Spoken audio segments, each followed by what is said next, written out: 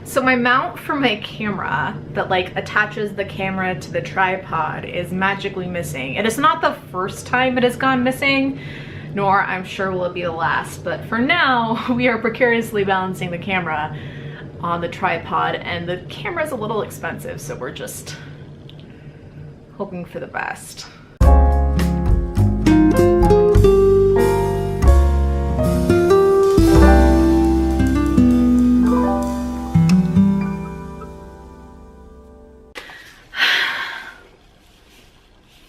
This book, guys. This book. So, if you have been around for a while, you know that I have loved Seanan McGuire's Wayward Children series. It's a series that is centered entirely around the idea that there are children who go to portal fantasy lands and who come back realizing that they don't quite fit in anymore.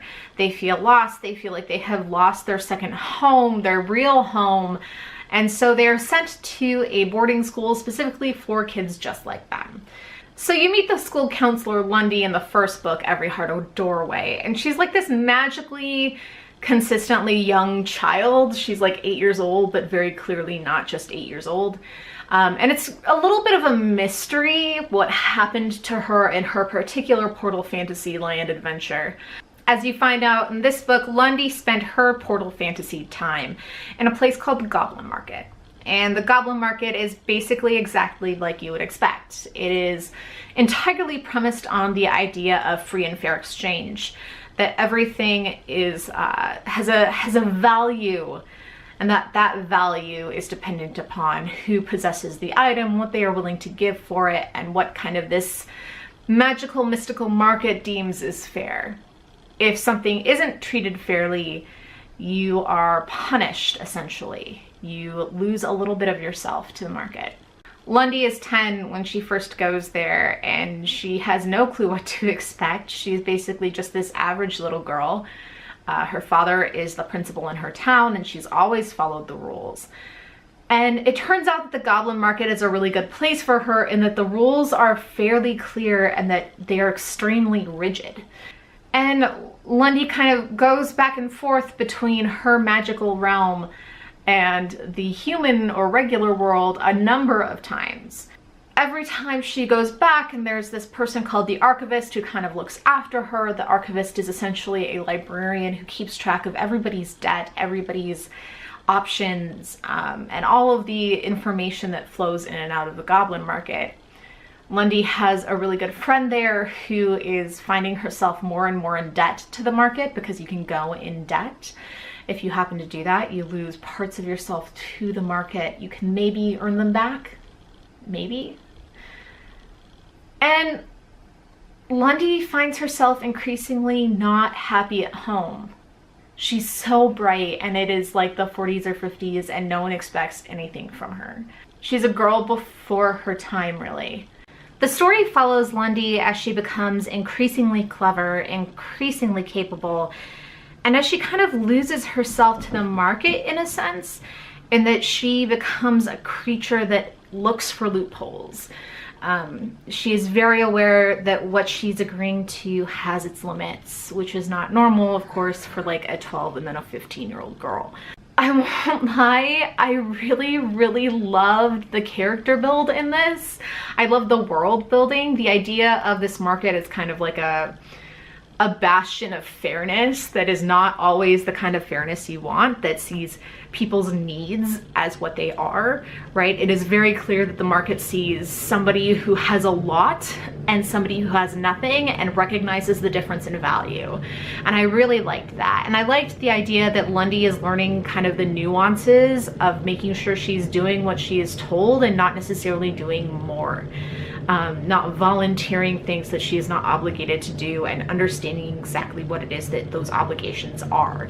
For me, that's a very empowering feeling, and I really loved Lundy as a character as she learned to navigate this world, as she learned to find compassion even though the world around her isn't necessarily a very obvious place, right? Like a world that is as stringent about fairness and rules sounds like maybe not one where you would sacrifice yourself for others, or where the world would sacrifice itself for you. And yet there's a tremendous amount of compassion in that world. And for me, it's so hopeful in that sense. There's, you know, I'm not going to go off on the things that we purport as a society, but to see an example of a world where things seem like they would be, you protect yourself or you're left to the wolves, and to watch people find ways that value fairness but also value the other,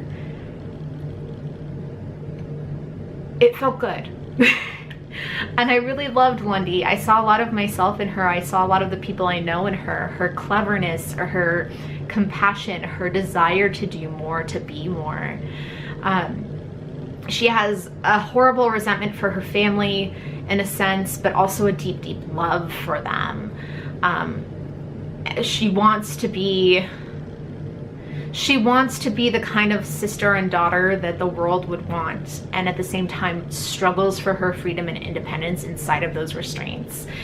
And I can identify with that problem. I can identify with how that feels, and I think McGuire does a really good job of portraying it. The world itself is so vivid, right? You feel like it's like almost this magical cartoon world that you stepped into. Do you have a lot of opinions? Do you want to tell them your opinions? No, you just want to leave. You just want to leave. In all honesty, I have a couple of conflicting feelings about this series overall, which is that I really loved and identified with the first book.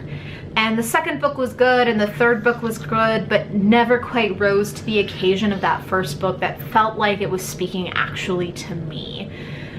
And this story feels like it was speaking to me. It felt like it had that depth and nuance and understanding of who I was as a reader, and wanted to provide me with, if not answers, at least a sympathetic ear. And for me, that is a huge deal. So there you have it. This is my brief review of In an Absent Dream by Seanan McGuire. In short, I really liked this story, and it gives me faith that she can continue this series with a lot of hits, even if there are some that are not quite the right fit for me. And again, with the amount of brevity that she has with these, with the amount of limited time, I think she does a fantastic job. I think she's shown that throughout the entire series.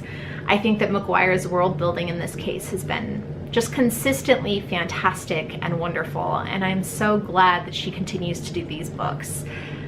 If you have read In an Absent Dream, let me know your thoughts about it.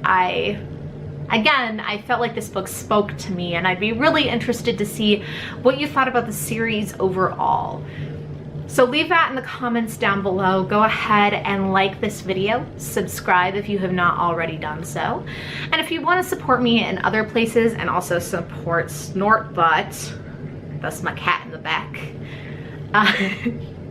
you can go ahead and follow me on Instagram or Twitter, or you can head on over to my Patreon and support me there. My patrons get to help me pick out a book for the month, and since this year I am looking at not buying any new books except for one a month, that could be potentially important. Did you have to snort just then? I hope you guys are having a fantastic reading week. I'm gonna go ahead and leave you here tonight, and I will talk to you very, very soon.